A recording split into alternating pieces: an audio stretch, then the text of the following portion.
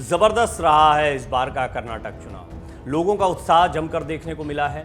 साथ ही साथ में चुनाव प्रचार जो रहा उसमें भी बहुत कांटे का मुकाबला देखने को मिला। एक के बाद एक बड़े बड़े चुनावी प्रचार देखने को मिले, कई बयान देखने को मिले। कर्नाटका का चुनाव बहुत दिलचस्प बन गया।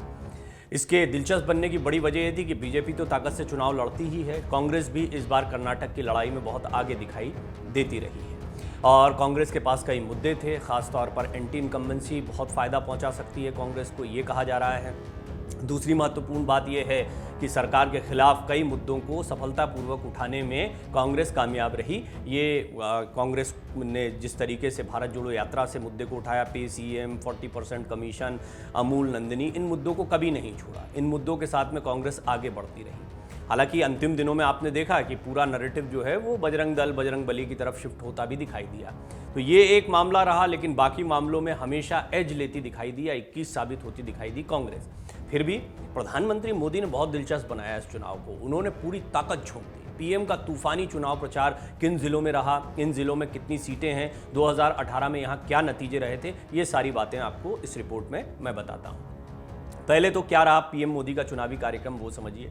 भाजपा के सबसे बड़े स्टार हैं प्रधानमंत्री नरेंद्र मोदी। 7 दिनों में 19 सभाओं को संबोधित किया, जिसमें जनसभाएं और रैलियां शामिल हैं। इसके अलावा प्रधानमंत्री मोदी ने 6 रोड शो किए, इनमें से 3 बेंगलुरु में, एक मैसूरू, कलबुर्गी और तुमकुरू में आयोजित किए गए। इन्हीं आंकड़ों को जिलेवार देखें तो पीएम ने अपने चुनावी कार्यक्रम में 19 जिले कवर किए, जिनमें 164 विधानसभा सीटें पड़ती हैं। जिन जिलों में प्रधानमंत्री मोदी का प्रचार रहा, वहां कैसा चुनावी गणित है ये समझने जैसा बहुत दिलचस्प है। जैसे पहला बीदर।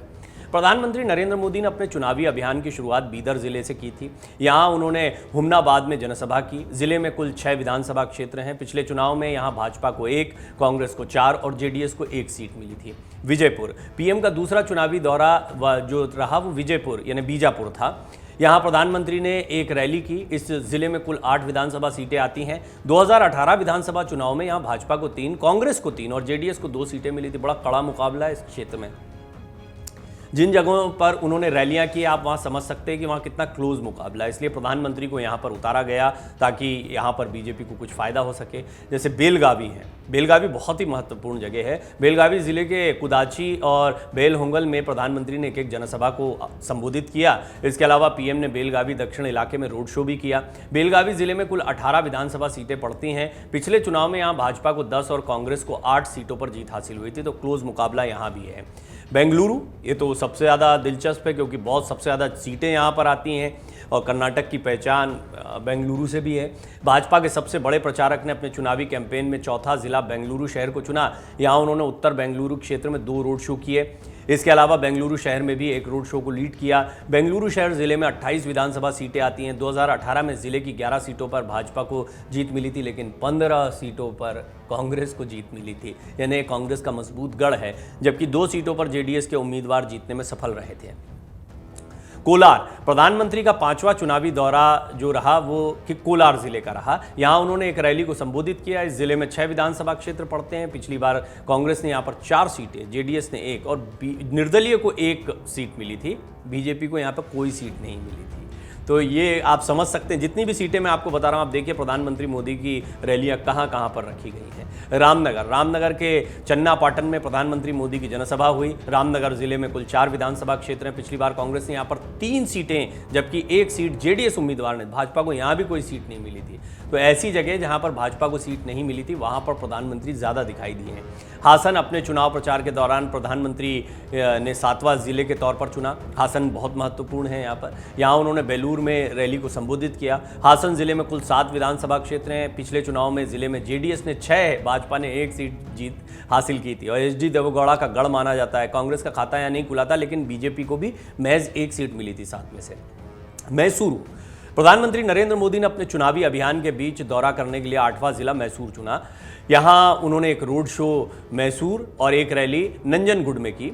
जिले में कुल 11 विधानसभा क्षेत्र हैं। पिछली बार कांग्रेस ने यहां 3, जेडीएस ने 5 और बीजेपी ने 3 सीटों पर जीत दर्ज की थी। तो ये भी कोई बीजेपी के लिए बहुत बड़ा गढ़ नहीं रहा था पिछले चुनाव में। चित्रदुर्ग। यहां प्रधानमंत्री ने एक जनसभा की। इस जिले में कुल 6 विधानसभा सीटें आती हैं। 2018 के चुनाव में भाजपा को जिले की 5 सीटों पर जीत मिली थी। 1 सीट कांग्रेस के खाते में गई थी। ये मजबूत गढ़ रहा था पिछली बार। रायचूर है। प्रधानमंत्री नरेंद्र मोदी ने 10वें दौरे के लिए रायचूर जिले को चुना। उन्होंने यहां जिले के सिंधनूर इलाके में जनसभा को संबोधित किया। रायचूर जिले में कुल 7 विधानसभा सीटें हैं। पिछली बार कांग्रेस ने यहां 3, जेडीएस और भाजपा ने 2-2 सीटें जीती थीं। गुलबर्गा, प्रधानमंत्री का 11वां चुनावी दौरा यहां पर रहा। यहां ये इसको कलबुर्गी भी कहते हैं। उन्होंने एक रैली को संबोधित किया। इस जिले में कुल 9 विधानसभा क्षेत्र पड़ते हैं। 2018 के चुनाव में भाजपा को 4 और कांग्रेस को 5 सीटें मिली थी, यानी कांग्रेस के पास एज थी पिछली बार भी। गुलबर्गा कांग्रेस अध्यक्ष मल्लिकार्जुन खड़गे का गृह जिला कहा जाता है, माना जाता है भी उनका, और ये उनका मजबूत गढ़ कहा जाता है। दक्षिण कन्नड़, भाजपा के सबसे बड़े प्रचारक ने अपने चुनावी कैंपेन में 12वां जिला दक्षिण कन्नड़ को चुना। यहां उन्होंने मुडबीद्री क्षेत्र में एक रैली की। दक्षिण कन्नड़ जिले में कुल 8 विधानसभा सीटें हैं। बीते चुनाव में भाजपा को 7 और कांग्रेस को 1 सीट हासिल हुई थी, तो भाजपा के लिए मजबूत रहा था पिछली बार। वहीं उत्तर कन्नड़ है। दक्षिण कन्नड़ के बाद पीएम उत्तर कन्नड़ भी पहुंचे। यहां उन्होंने अंकोला इलाके में एक जनसभा की। इस जिले में कुल 6 विधानसभा क्षेत्र हैं। गत चुनाव में जिले में भाजपा ने 4 और कांग्रेस ने 2 सीटों पर जीत दर्ज की थी। बेल्लारी में भी ये सोनिया गांधी जी वाला बेल्लारी है। बेल्लारी में प्रधानमंत्री ने एक रैली को संबोधित किया। बेल्लारी जिले में कुल 6 विधानसभा क्षेत्र हैं। बीते चुनाव में जिले में भाजपा ने 3 और कांग्रेस ने 3 सीटें जीती थी। सोनिया गांधी जी ने बेल्लारी का जिक्र भी किया था। अभी जब वो हुबली धारवाड़ में जगदीश शेट्टार के क्षेत्र में प्रचार कर रही थी, तो उन्होंने कहा था कि मुझे भी बेल्लारी से आप लोगों ने चुनकर भेजा था।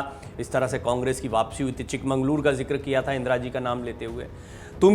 तुमकुरू में पीएम की एक जनसभा हुई। तुमकुरू जिले में कुल 11 विधानसभा क्षेत्र हैं। पिछली बार कांग्रेस ने यहां 3, भाजपा और जेडीएस ने 4-4 सीटों पर जीत दर्ज की थी। बागलकोट, यहां उन्होंने बादामी में एक सार्वजनिक जनसभा को संबोधित किया और इस जिले में कुल 7 विधानसभा क्षेत्र हैं। बीते चुनाव में भाजपा ने 5 और कांग्रेस ने 2 सीटों पर जीत दर्ज की थी। 17वीं रैली जो है वो हावेरी, यहां उन्होंने एक जनसभा की। इस जिले में कुल 6 विधानसभा क्षेत्र हैं। 2018 में हुए चुनाव में जिले में भाजपा ने 4 और कांग्रेस ने 1 सीट और केपीजेपी ने 1 सीट पर जीत हासिल की थी। शिमोगा, भाजपा के सबसे बड़े प्रचारक ने अपने चुनावी कैंपेन में 18वां जिला शिमोगा को चुना। यहां उन्होंने शिमोगा ग्रामीण क्षेत्र में एक जनसभा के जरिए प्रचार किया। शिमोगा जिले में कुल 7 विधानसभा क्षेत्र आते हैं। 2018 चुनाव में जिले में भाजपा ने 6 और कांग्रेस ने 1 सीट पर जीत हासिल की थी। विजयनगर, पीएम का आखिरी चुनावी कार्यक्रम ये 19वां था, होसपेट इलाके में हुआ। होसपेट में उन्होंने एक रैली की। इस जिले में कुल 4 विधानसभा सीटें आती हैं। पिछले चुनाव में भाजपा को 1 और कांग्रेस को 3 सीटों पर जीत मिली थी। कर्नाटक में बीजेपी को लग गया था कि मामला थोड़ा सत्ता विरोधी लहर से जुड़ रहा है, इसलिए पीएम मोदी के फेस को आगे कर भाजपा ने तैयारी की। और ये इसलिए महत्वपूर्ण दिखाई पड़ता है क्योंकि यहाँ पर बसवराज बोम्मई या येदुरप्पा, शुरुआत में येदुरप्पा थोड़ा दिखाई दे रहे थे, लेकिन बाद में फिर बीजेपी को लगा कि नहीं, प्रधानमंत्री मोदी के अलावा अभी और कोई चेहरा नहीं चल पाएगा, इसलिए दनादन उनकी रैलियां बढ़ाई गईं। एक के बाद एक लगभग उन्होंने कर्नाटक के सभी महत्वपूर्ण जगहों को कवर करने की कोशिश की। आप समझ रहे हैं कि देश के प्रधानमंत्री कर्नाटक के विधानसभा चुनाव में 19 रैलियां कर रहे हैं, रोड शोज कर रहे हैं, जगह जगह जा रहे हैं और लगातार वो भाषण देते रहे। हालांकि कांग्रेस की तरफ से भी इसी तरीके से धुआंधार प्रचार किया गया। राहुल गांधी और प्रियंका की तरफ से खुद सोनिया गांधी चुनाव प्रचार में उतर के आए। कर्नाटक की अहमियत आप समझ सकते हैं। अब प्रधानमंत्री मोदी की साख भी दांव पर है, क्योंकि उन्होंने उन जगहों पर भी कैंपेन किया है जहां पर पिछली बार बीजेपी की स्थिति कमजोर थी। हालांकि इस बार ओवरऑल देखा जाए तो एंटी इनकम्बेंसी बीजेपी के खिलाफ बड़ा मुद्दा जाता है, लेकिन ये जो बजरंग बली वाला मुद्दा आया, ये प्रधानमंत्री मोदी के अलावा कोई उठा भी नहीं पाता। जैसे ही बजरंग दल पर बैन की बात आई, उन्होंने बजरंग बली सीधे उठाया और वो जनता के बीच में नारा फेंका, अपने कार्यकर्ताओं के बीच में, फिर जय बजरंग बली, जय बजरंग बली। उसके बाद में आखिरी दिनों का नैरेटिव बिल्कुल बदल गया। तो ये उनके चुनाव प्रचार का अंदाज है, तौर तरीका है। देखते हैं कितना फायदा बीजेपी को इससे मिलता है। मन से उजाला कर चले, मन से उजाला कर चले, एक अमर उजाला कर चले, उजाला कर चले।